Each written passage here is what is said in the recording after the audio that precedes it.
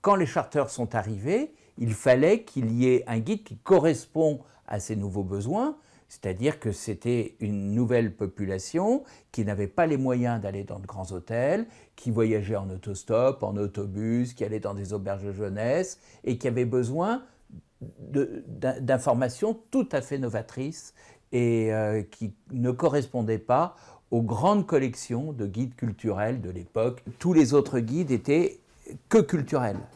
C'est-à-dire, on vous expliquait le Parthénon, 15 pages, vous voyez. Alors que le routard, il s'intéressait au petit bistrot en bas, demandait à Madame Untel de vous faire un souvlaki et tout. C'était très novateur. Les guides du routard sont remis à jour chaque année avec des modifications. C'est un travail inlassable de toute une rédaction qui nous fait confiance depuis des années.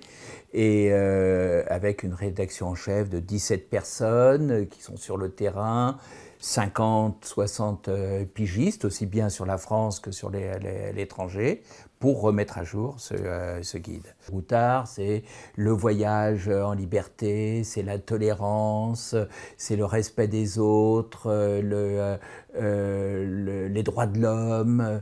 C'est des valeurs qui existaient en 1973 dans le premier guide du routard, le voici, et qui existent toujours dans le dernier guide qui vient de sortir.